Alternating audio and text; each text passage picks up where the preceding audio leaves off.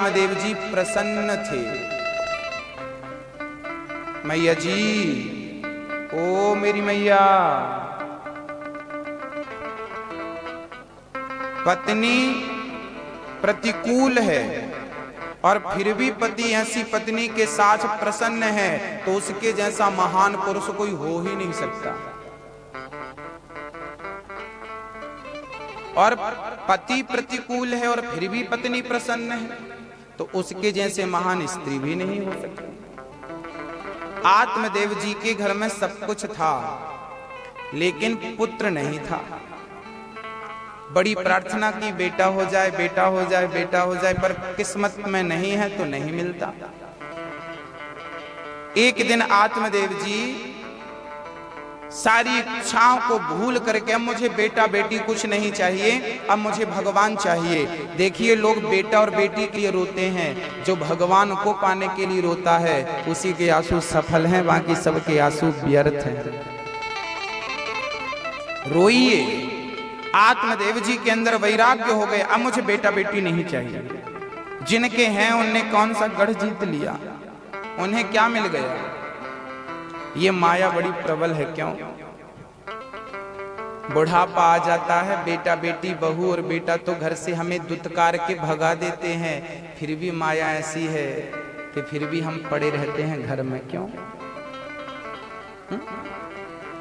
बहू पानी नहीं देती गिलास भर, बेटा भर आंख से देखता नहीं है अपने माँ बाप को, फिर भी हम घर में ही पड़े रहते हैं।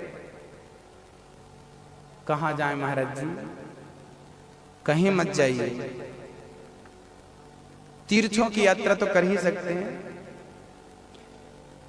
4 धाम बनाए गए हैं। 1 महीना इस धाम में रहो, 1 महीना इस धाम में रहो, 1 महीना इस धाम में रहो, 1 महीना इस धाम में, 4 महीने यूं ही गुजर जाएंगे। फिर किसी तीर्थ में जाओ, अयोध्या जाओ, वृंदावन जाओ, काशी जाओ, वहां नित्य भंडारे चल रहे हैं, बढ़िया प्रेम से खाओ, बढ़िया रहो, प्रेम से भगवान का भजन करो, भगवान का नाम जपो। आपको लगता है घर से बाहर निकलेंगे तो हमारा पेट नहीं भरेगा, हमेशा पेट की चिंता लगी रहती है। अरे घर से बाहर तो निकल कर देखो, घर में बेटे क्या सेवा करेंगे, जो भगवान स्वयं किसी रूप में आकर के अपने भक्त की सेवा करते हैं। सच्चा प्रेम है तो भगवान स्वयं सेवा करते हैं, है ना? स्वयं वो सेवा कर देते हैं अपने भक्तों की। एक भक्त था, मैया जी, एक भक्त था, दिन भर सीताराम सीताराम सीताराम सीताराम सीताराम सीताराम सीताराम सीताराम दिन भर जपता, दिन भर जपता। और अभी बुढ़ापे से नहीं, लड़कपन से जप रहा था। लड़कपन, जवानी और बुढ़ापा। लेकिन बुढ़ापा जब बिगड़ा ना, तो बेचारा खटिया पकड़ लिया, वहीं पर मलमूत्र त्यागता।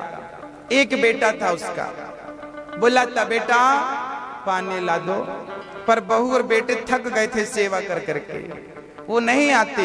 वो वहीं पर दुर्गंध में, गंदगी में बेचारा बूढ़ा पड़ा रहता, लेकिन उसकी आदत थी सीताराम सीताराम सीताराम, बस राम राम राम राम जपते थे।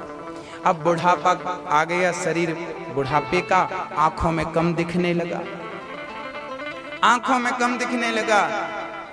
बुलाता, बेटा बेटा तो नहीं आता, लेकिन जब भगवान का नाम जपा तो भगवान ही एक छोटे से बालक के रूप में आए और भगवान ने उनका बिस्तर ठीक किया, पानी पिलाया, मधुर मधुर भोजन परोसे, और उनको लगा मेरा बेटा है।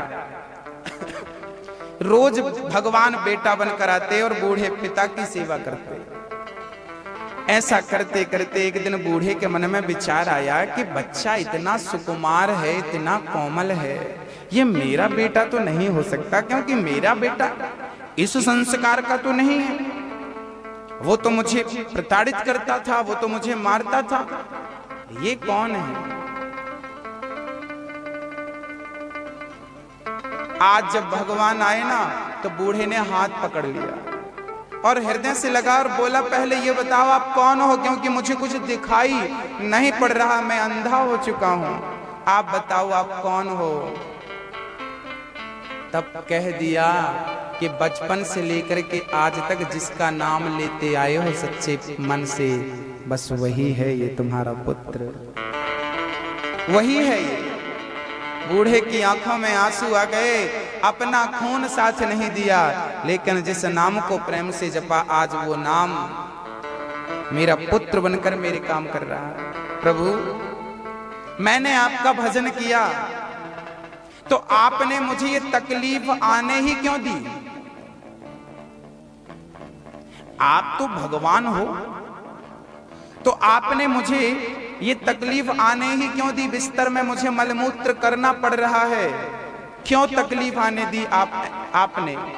तब भगवान बोले देखना ही पड़ता है, लेकिन मेरा भजन करते हो ना तो मैं उस कर्म को भुगवाने में आपकी मदद करता हूं, आपकी सेवा करता हूं। आप बाउंड्री के अंदर हो, लेकिन निकलने का दरवाजा तो एक ही है और वो दरवाजे में बैठा है, और जो दरवाजे में बैठा है तो उससे बच के कहां जाओगे? वो दरवाजे में बैठा है, आते जाते देखता है, कहां जाओगे? अंत में जाना उसी के घर है। मैं आपके घर में आना चाहता हूं, लेकिन आने से पहले मैं आपसे खूब लड़ूं, आपको गालियां दूं, फिर आप बुलाएंगे, बैठने की जगह देंगे, चल बाहर। तो भगवान को पहले गालियां दो और फिर भगवान से कहो कि अपने घर में बुला। जाना सबको वही है, इसलिए दुश्मनी मोल मत लीजिए, जितना प्रेम कर सकते हैं प्रेम करिए। रही मन धागा प्रेम का मत तोड़ो चटकाए।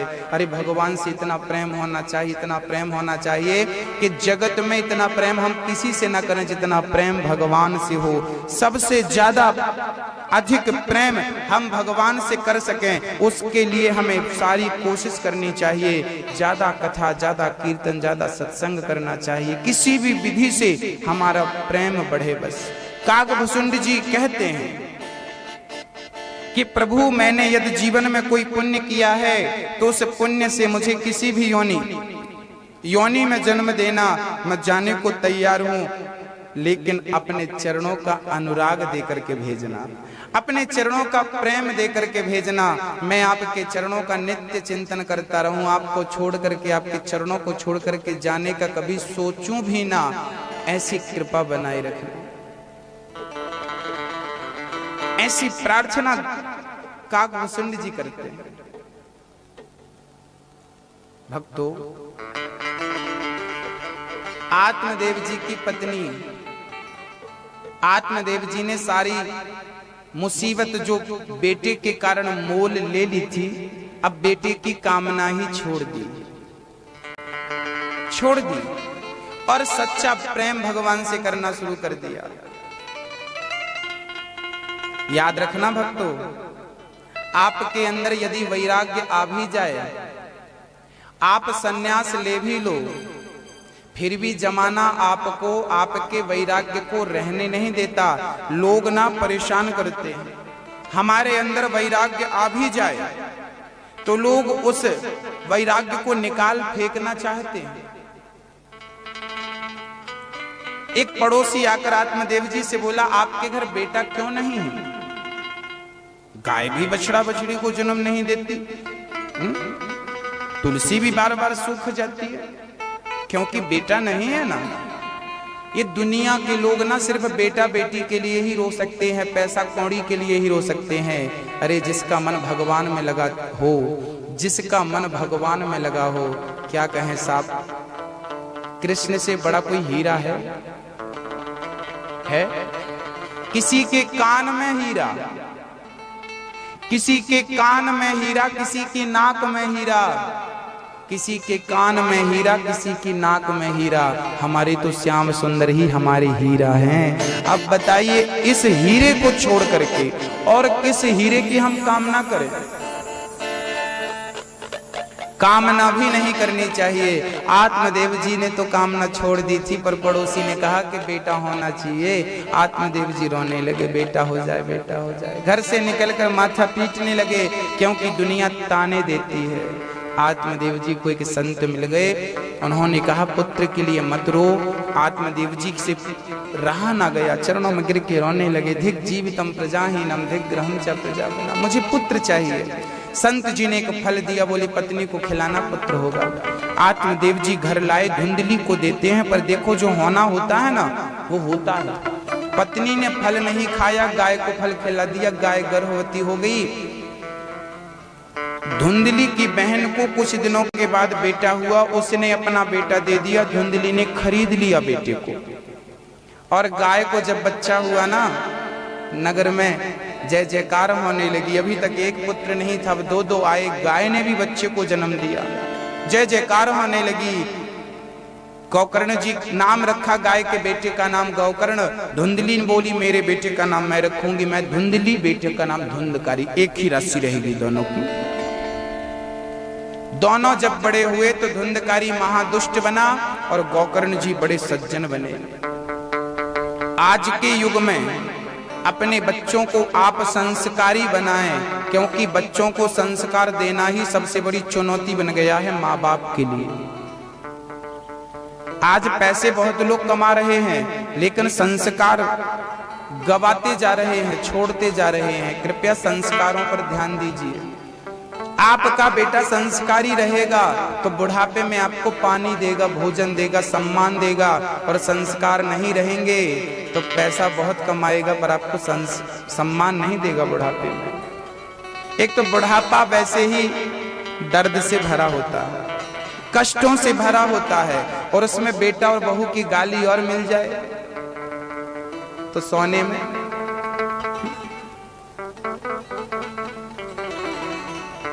यहाँ चोट लग गई तो किसी ने पट्टी नहीं लगाई, मलहम नहीं लगाया, नमक और घिस दिया जले में नमक। तो बुढ़ापे में बेटा आपकी सेवा करे, ऐसे संस्कार बच्चों को दीजिएगा, है ना मैया जी। धुंधकारी ने तो नहीं की सेवा, पिता को मारने लगा, चलो पैसे निकालो। पिताजी बोले पूरा जुआ में तूने उड़ा दिया। नहीं नहीं पैसे निकालो। नहीं दिया तो उठाया डंडा धुंधकारी ने, पिता की पीठ में जमाना शुरू किया। 1 2 3 इतने डंडे मारे, पिताजी की कमर टेढ़ी हो गई। रोने लगे, वारे विधाता बेटा नहीं था तो बेटे के लिए रुलाया, बेटा मिल गया तो ऐसा नालायक मिला कि उसके नाम पर फिर रोना पड़ रहा है। क्या करें साहब, ये दुनिया ऐसी ही है, ये लड्डू संसार का ऐसा ही है। जो खाए वो भी पछताए, जो ना खाए वो भी पछताए। बेटा जिनका है वो भी रो रहे हैं, बेटा जिनका नहीं है वो भी रो रहे हैं। सुखी कौन है? ना बेटे वाले सुखी हैं, जिनके 4 बेटे वो भी सुखी नहीं है, जिनके 6 बच्चे वो भी सुखी नहीं, जिनका एक भी नहीं है वो भी रो रहे हैं। सुखी कौन? कोई के दास बन जाओ, सेवक बन जाओ, हनुमान जी की तरह, बस सेवक, सुखी रहो। बेटा बेटी से आज तक किसी को सुख मिला? मैया जी, भैया जी मिला? श्रवण के माता पिता को भी श्रवण जैसे बेटे से सुख नहीं मिला। जब उनको सुख नहीं मिला, राम जैसा बेटा पाके दशरथ जी तड़प तड़प के मर गए। कृष्ण जैसा बेटा पाकर वसुदेव जी जेल की हवा खा रहे हैं। अरे ऐसे पिताओं को सुख नहीं मिला, ऐसे बच्चों से, तो ऐसे बच्चों से आपको क्या सुख मिलेगा, है ना। इसलिए सुख चाहते हो तो शरण में आ जाओ भगवान की। जो भी काम करो भगवान के लिए करो, भगवान के लिए करो।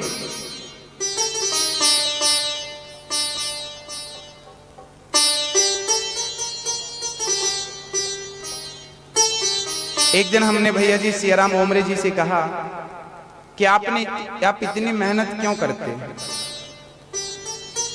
बहुत पहले कहा था इतनी मेहनत क्यों करते हैं, तब उन्होंने एक जवाब दिया था, ये जिंदगी है, अब ये जिंदगी तो भगवान की सेवा में ही बितानी है, ये ठान लिया, उनकी ही सेवा में बितानी है, लगानी उनमें ही है। ये पूरा बुढ़ापा, पूरा समय उनको ही देना, श्री भगवान। अपने लड़कपन को समर्पित कर दो, नहीं तो जवानी को समर्पित कर दो, नहीं तो बुढ़ापे को तो कर ही दो, समर्पित कर दो सेवा में, कथा सुनवाने में, कथा सुनने में, कीर्तन करवाने में, कीर्तन करने में, अच्छे काम करवाने में, अच्छे काम करने में लगा दीजिए। आज हमारे श्री भैया श्री नारायण सिंह जी कह रहे थे कि यहाँ पर 5 बेटियों का विवाह, 5 जोड़े उपस्थित हो चुके हैं। आप में से जिनकी भी पहचान ऐसी है, आपकी नजर में कोई गरीब परिवार से बहन बेटियां हैं, तुरंत आप नाम लिखवा दें। यहाँ जितनी बेटियां हो जाएंगी सारी बेटियों का विवाह 4 तारीख को संपन्न किया जाएगा। 5 बेटियों का विवाह यहाँ पर है। आगे 5 नाम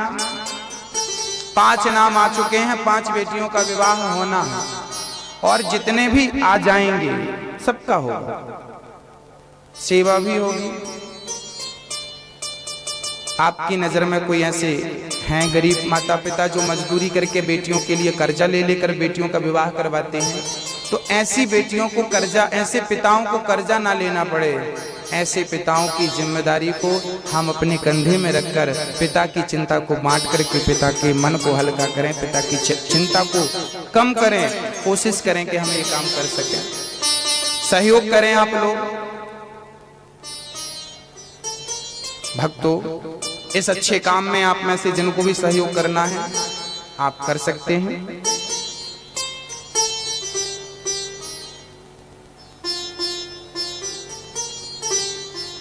बेटियों के विवाह, अभी इस कथा के पहले अभी जबलपुर में कल ही परसों ही कथा पूरी हुई जबलपुर में, वहां भी एक बेटी का विवाह था।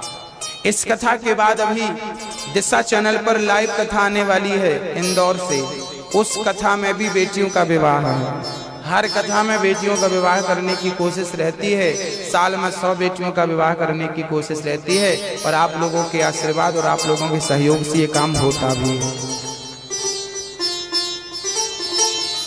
कड़ी मेहनत है आप लोगों की, हमारी आयोजन समिति की, और आप सभी अपार श्रद्धालु इनकी मेहनत को व्यर्थ नहीं जाने देते, ये बड़ी खुशी की बात है। पिता पर अत्याचार धुंधकारी ने किया, पिता घर से निकल करके चल पड़े।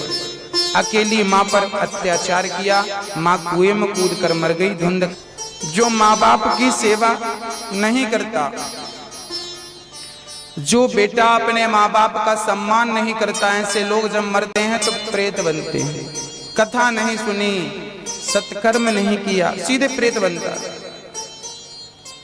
आपको तो नहीं बनना, ये प्रेत बनेंगे और ये भूतनी बनेंगे। सास की सेवा किया करो, ससुर की सेवा किया करो, नहीं तो भूतनी निश्चित बनोगी।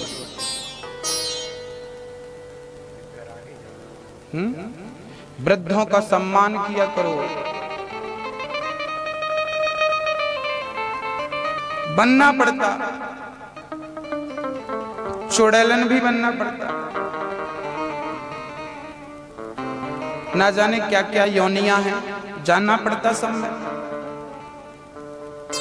जो अच्छे कर्म करता है ना वो सुखी रहता, बुरे कर्म करने वाला सब जगह परेशान है। साहब यहां भी परेशान है, वहां भी परेशान रहेगा। और अच्छा कर्म करने वाला सदा प्रसन्न है, सदा सुखी है, आनंद में है। भक्तों, धुंधकारी प्रेत बना, गोकर्ण जी ने उनके नाम का गया में श्राद्ध किया, मुक्ति नहीं मिली। जब आए तो धुंधकारी उनको परेशान करने लगा। कभी वो आग का रूप, कभी वो हवा का रूप लेके, कभी शेर का रूप लेके, कभी भैंसे का रूप लेके वो खड़ा होता। गोकर्ण जी समझ गए कोई प्रेत आत्मा है, हाथ में जल लेकर डाला, पूछा कौन है तू? रोता हुआ कहने लगा अहम। धुंधकारी बोले मैं आपका भाई हूं। गोकर्ण जी बोले मैंने तेरे नाम का गया में श्राद्ध किया, मुक्ति नहीं मिली। कहने लगा, गया श्राद्ध सत्येनापि मुक्तिर्मेना भविष्यति। मेरी गया में 1000 बार 100 बार श्राद्ध कर दो तो मुक्ति नहीं मिलेगी। क्यों? क्योंकि मैंने माँ बाप पर अत्याचार किया है। भैया मेरा उपाय मुक्ति का ढूंढ लो। तब गोकर्ण जी ने सूर्य भगवान से पूछा, क्या करूं किसकी मुक्ति हो जाए? सूर्य भगवान ने कहा कि भागवत सुनवाओ धुंधकारी को, इसका उद्धार हो जाएगा। धुंधकारी जैसे महान पापी का उद्धार भी भागवत सुनकर ही होता है। एक ही उपाय है, श्रीमद् भागवतान मुक्ति सप्ताह वाचनम कुरु। 7 दिन की कथा से ही मनुष्य के 7 जन्म सुधरते हैं। धुंधकारी ने कथा सुनी, गोकर्ण जी ने कथा सुनाई। धुंधकारी एक बांस की गांठ में जाकर बैठ गया। पहले दिन की कथा में बांस की पहली ग्रंथि खुल गई, दूसरे दिन की कथा में दूसरी ग्रंथि, तीसरे दिन की कथा में तीसरी ग्रंथि। ये ग्रंथियां क्या है? मैया जी आपके भीतर भी गांठें हैं कि नहीं? डॉक्टर तो कभी कभी कहता है गांठ पड़ गई है अंदर, किसी को तो गठियावाद ही हो जाता है, गांठ अंदर पड़ जाती है। तो ये गांठों का तो इलाज है, डॉक्टर ने दवाई दी, खाओ, इलाज है, ठीक हो जाएंगी गांठें। लेकिन एक गांठ और है जिसका कोई भी इलाज नहीं, आज तक निकला ही नहीं। कौन सी गांठ? कपट की गांठ, क्रोध की गांठ, अभिमान की गांठ, लोभ की गांठ। इनका कोई उपचार ही नहीं बना।